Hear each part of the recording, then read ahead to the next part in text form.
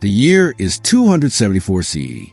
The Roman sun is a physical weight, a blinding white hammer that strikes the cobblestones of the Via Sacra until the heat radiates upward to the soles of sandals.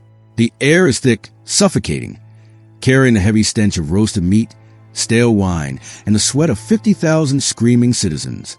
In the center of this cacophony, a woman walks of Tyrian purple so deep they look black in the shadows, and she is covered in jewelry that catches a harsh light with every agonizing step. Old chains of thickness of a man's thumb bind her wrists. A collar of solid gold, hammered by the empire's finest smiths, rests heavy against her throat. The metal is so massive, so crushingly heavy, that she cannot walk upright on her own. 2 Roman guards, smelling of leather and iron, flank her, their hands gripping her elbows, not to restrain her, but to keep her from collapsing under the weight of her own wealth. She has been walking for 3 hours. The procession stretches out ahead of her, like a serpent of steel and color. Caged lions from the African provinces pace nervously, their low growls lost in the roar of the crowd. Chained soldiers, men who once swore to die for her, stumble forward, their bandages seeping fresh blood into the dust. Painted floats depict cities she once ruled, now depicted in flames, rolling slowly past the people who burned them. The noise is deafening, a physical vibration in the chest, but inside the golden collar, in the space between her heartbeat and the next step, there is only silence. This is the space reserved for those who will not see the sunset. Look at her closely. The sweat beading on her forehead is real.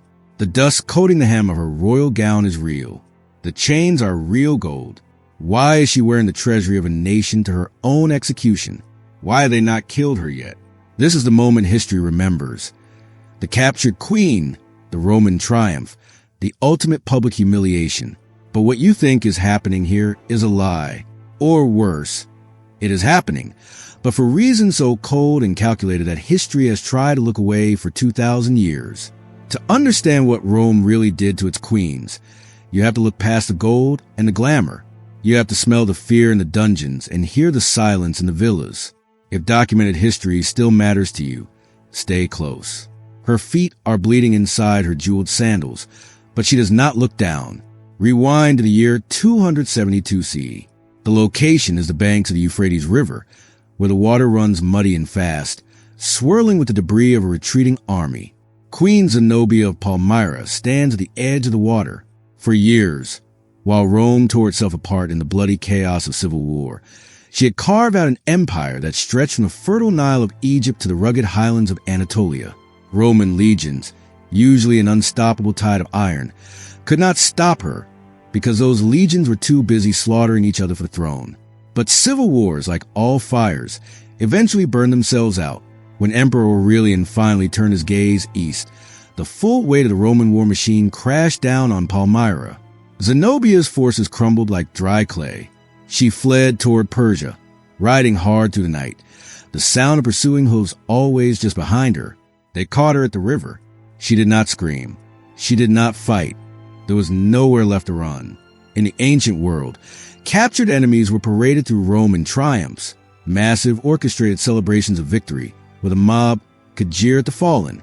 Defeated kings were displayed in chains and then dragged to the Tullianum, a stone dungeon carved into the Capitoline Hill. It was a dark, wet hole in the ground that smelled of old death, where Rome's most dangerous enemies were strangled or left to starve in the absolute dark. This had been the tradition for 5 centuries. The script was written in blood. Zenobia would walk through Rome in golden chains, and then she would die. That is the story you know. Except that the Historia Augusta, a collection of imperial biographies written 40 years after her capture, pauses to note a strange detail. It claims she was adorned with jewels that caught the sunlight, so brilliantly it hurt to look at her. Why waste such an expensive display on a corpse? Why does every ancient account, from Zosimus to the chroniclers of the East, mention one specific detail? Her composure. They emphasize her dignity, her head held high, her eyes dry. What were they watching for? Aurelian captures Zenobia in 272 CE. He did not parade her through Rome until 274 CE. 2 years. 2 years of silence. 2 years of waiting. Standard Roman practice was immediate display. Vercingetorix, the great Gaulish chieftain, walked in Caesar's triumph within months of his capture. Jugurtha was paraded the same year he surrendered, what took 2 years. Most history books end the chapter here. They tell you she walked. They tell you the crowds jeered. They call it humiliation. They do not tell you what humiliation actually meant to a Roman, or why it required 730 days of preparation. Most people stop listening here because the truth is uncomfortable. Subscribe to the channel if you want to hear the rest. Now brace yourself. The golden chains were not symbolic. They were functional machinery. Here is what we know about Roman law regarding war captives. The principle was called jus gentium, the law of nations. It was a cold, ironclad logic that stated simply, military defeat transforms free people into property. Once a city gate was breached, once a general handed over his sword, the inhabitants became legally enslaved, regardless of their former status, regardless of their royal blood or gender. A defeated queen had no more legal standing than a defeated foot soldier. Actually, she had less. Roman law protected its own citizens from certain degradations. To flog a Roman citizen was a scandal that could end a politician's career. To execute one without a trial sparked riots. But foreign captives? They were ghosts in the machine. They could be displayed, sold, used, or killed at the absolute discretion of their captors. The 12 Tables, Rome's earliest legal code from the 5th century BCE, made this explicit. Prisoners taken in war became the property of the Roman state. So if captive queens were property, mere chattel by legal definition, why did Rome treat them differently than the common slaves working the fields? Consider the year 60 CE in Britain. The air is damp, smelling of rain and wood smoke. When King Persudigus of the Iceni died, he left the will splitting his territory between his daughters and the Emperor Nero. It was a desperate compromise, a shield meant to preserve his family's independence while feeding the Roman beast. Roman officials ignored the paper shield. They seized everything. They declared the kingdom forfeit. Queen Boudica protested. She stood before them, a woman of royal bearing, and demanded justice. In response, they flogged her publicly. Imagine the scene. The sound of the whip cracking in the cold air. The gasp of her people watching from the trelline. The blood soaking into the muddy earth. Her daughters, likely teenagers, certainly unmarried and protected by royal status, were violated by Roman soldiers, also publicly, also in front of their people. The Roman historian Tacitus records this event with what he calls unusual directness. He emphasizes that even Romans found it disturbing. And here lies the problem. Roman law allowed it. Roman military culture normalized it. Captured women were considered spoils of war. This was not controversial in the legions. So why did Tacitus, a man of the empire, feel compelled to note that even Romans were shocked? What line had been crossed? The Romans were not mindless brutes. They were architects who built legal systems that survived for millennia. They wrote complex philosophy about virtue, justice, and honor. They understood the concept of dignity better than anyone. So when they stripped a queen naked and flogged her while her subjects watched, they knew exactly what they were doing. They were not punishing her. They were answering a question. The triumphs, the public displays, the careful choreography of captured royalty walking through Roman streets in chains. These were not about showing conquered enemies. They were about proving something Rome needed conquered people to believe. To understand this, you need to see what came before the triumphs. You need to look at the months, sometimes years, between the capture and the parade. Captive queens underwent a process that Roman records barely mention, a process that took place in the shadows. Between capture and triumph, they were not held in standard prisons. They were held in preparation. The Historia Augusta mentions that Zenobia was so debilitated by captivity that guards had to support her during the procession. This weakness did not come from the rack or the whip. Her body showed no marks of torture. The jewels and robes were pristine. This was controlled starvation. Imagine the regimen. Just enough food to keep the heart beating, but not enough to maintain muscle. The amount was calculated with frightening precision. Roman military doctors understood nutrition. They knew exactly how much grain, how much water, and how much protein kept the body alive, while ensuring progressive, debilitating weakness. The rations were delivered on irregular schedules to break the mind's reliance on time. Sometimes food came twice a day. Sometimes it did not come for 2 days. The unpredictability prevented the body and the spirit from adjusting to a routine. Then there was the sleep deprivation, not through pain, but through noise. Guards changed watch with maximum disruption, the clash of armor echoing off stone walls. Doors slammed at random intervals. Conversations were held deliberately near her cell odd hours, discussing matters of state, discussing her fate, discussing the weather, anything to keep her mind racing. Torches were replaced at midnight, filling the cell with sudden, blinding light when darkness would have finally allowed rest. The cell was never completely dark, never completely quiet, never completely predictable. Isolation alternated with forced interaction. There were days of complete silence where no one spoke to her, where she was fed to a slot in the door like a dangerous animal, left alone with nothing but the damp stone and her own spiraling thoughts. Then, sudden interrogations. Officers would burst in, demanding answers about Palmyra's treasury, about her generals, about her son's whereabouts. Questions she had already answered a dozen times. Questions that had no purpose except to force her to speak, to engage, to remember she was still human enough to be questioned. Then silence again. It was not enough to damage the body visibly. It was just enough to ensure she could not stand without assistance. Just enough that when the day came for her to walk through Rome, she would need Roman hands to hold her upright. The symbolism was intentional. She would walk in her own power. Or rather, she would try to walk in her own power and fail, and Rome would be there to catch her. But there was something else in the preparation process that sources mention only in passing, a detail that chills the blood.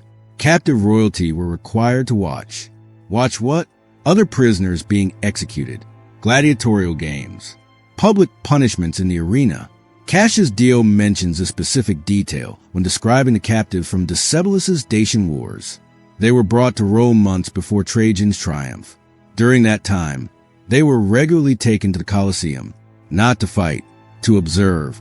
They sat in special sections, guarded, visible to the crowd. They watched criminals thrown to starving leopards. They watched gladiators hack each other to pieces. They watched prisoners of war from earlier campaigns executed in elaborate, staged battles, reenactments of Rome's victories performed by men about to die.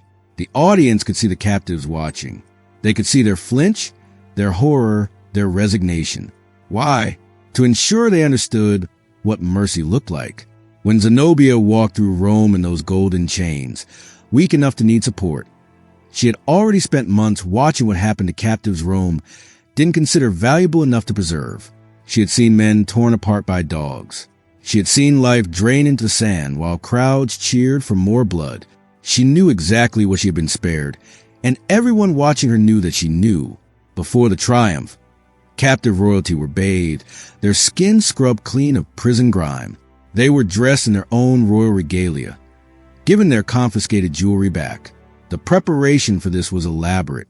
Ancient sources mention that Zenobia's robes were repaired where the dust of the campaign had stained them. Her jewels were cleaned by professional gem polishers until they sparkled like new. Her hair was arranged in the intricate Palmyrene royal style. Every detail mattered. Every element of her appearance had to be perfect. This was not mercy. This was contrast. The message wasn't, look at our captive. It was, look at what power looks like when it can't protect you. Think about what the crowd saw that day in 274 CE.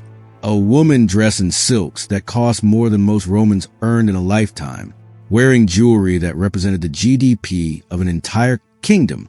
Every visible element screaming royalty, power, status, except she couldn't walk.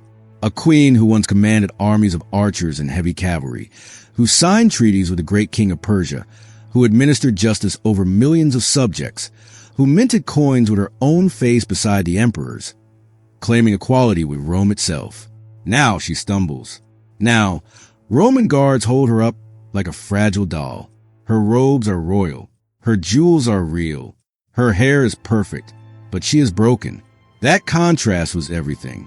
That was the entire purpose of the 2 years of preparation, to create a woman who looked like power incarnate, but moved like a broken thing.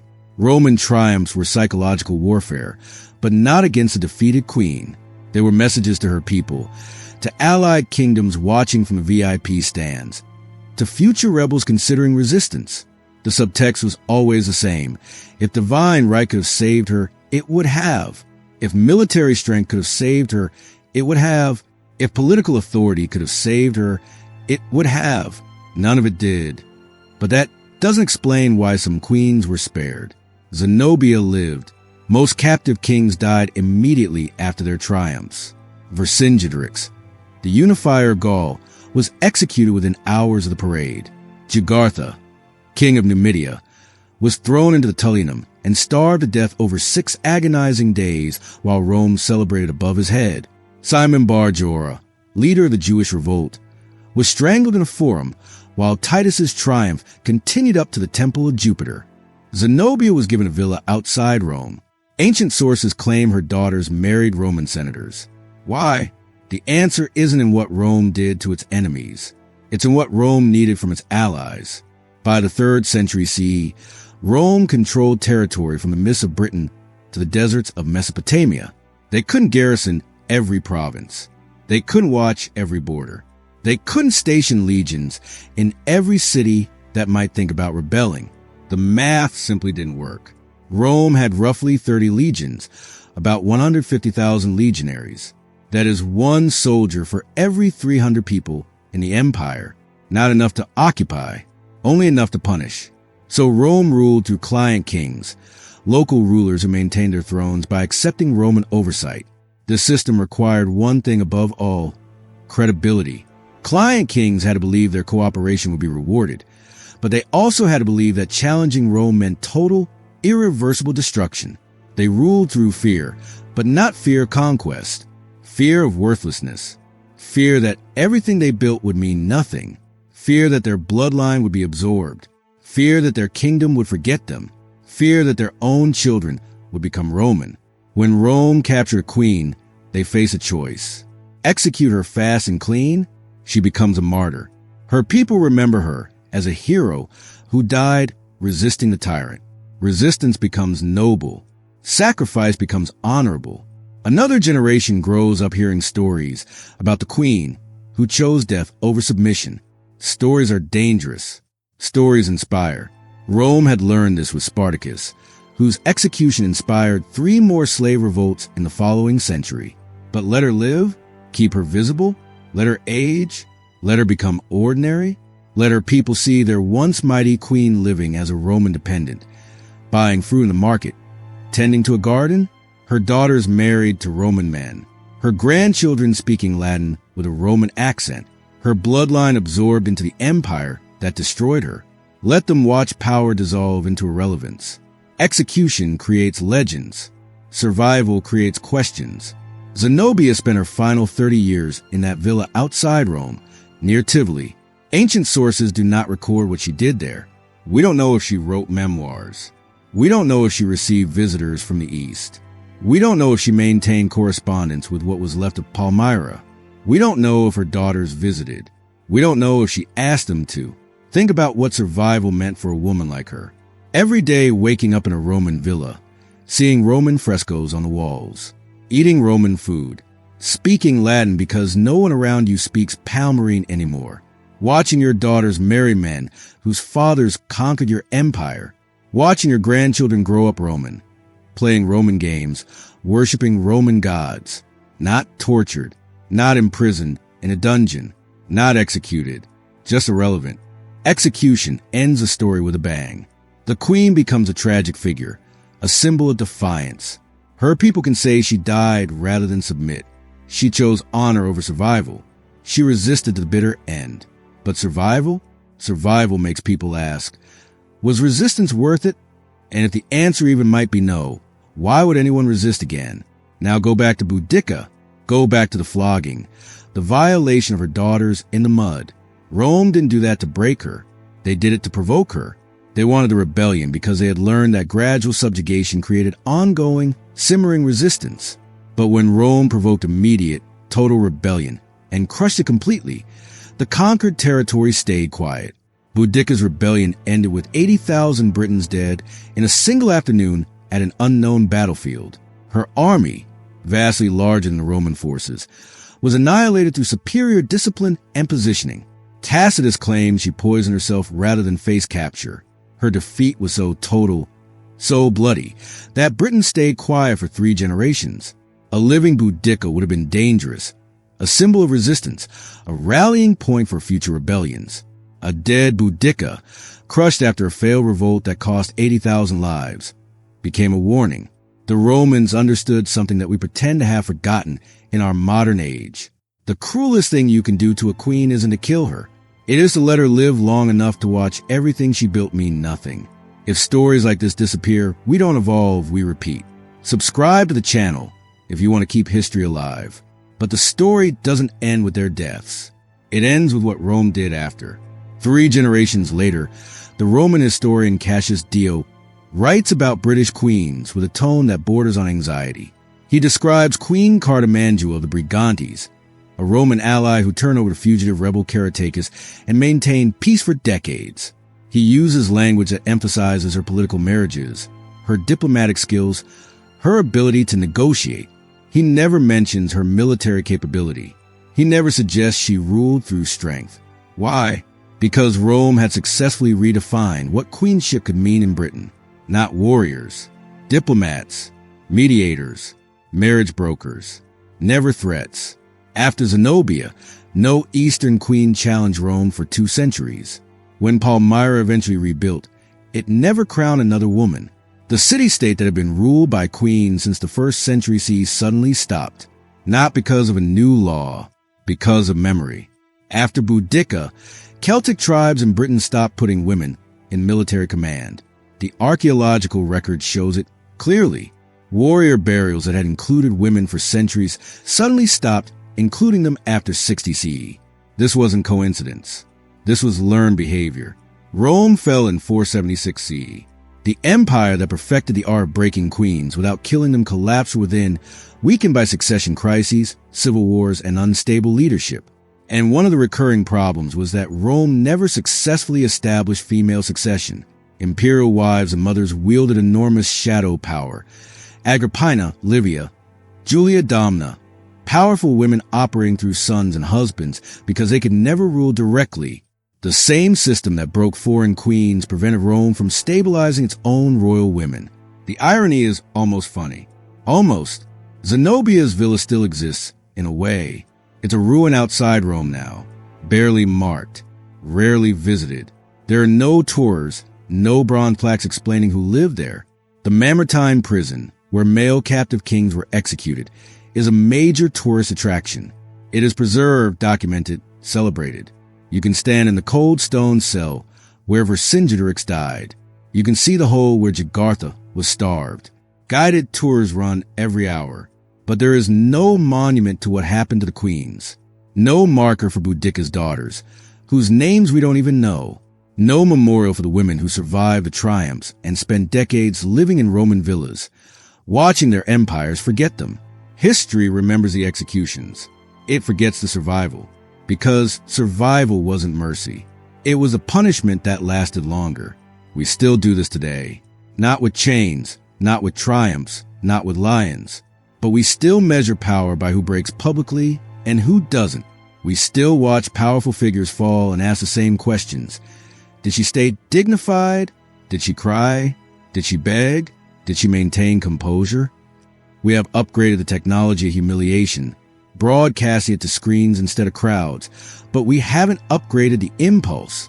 History asks, what happened to captured queens? The better question is, what did Rome need captured queens to become in order for the empire to function? And have we stopped needing that? A 6th century Syrian chronicler preserves what might be a quote from Zenobia herself. It might be an invention impossible to verify, but it sounds right. It sounds like something a woman who survived the triumph would say. In my time, I was one of the most powerful women in the East. Now I am an ornament in a Roman garden, useful only as proof that resistance ends in decoration. You have just witnessed a truth history tried to bury, not by destroying evidence, but by calling it mercy. If that matters to you, subscribe to the channel. Don't let it stay buried. Zenobia died sometime around 274 CE, or perhaps years later. We don't know where. We don't know if anyone mourned. That is not an accident. That is the point. Please like and subscribe my YouTube channel History Quest Archives for more video.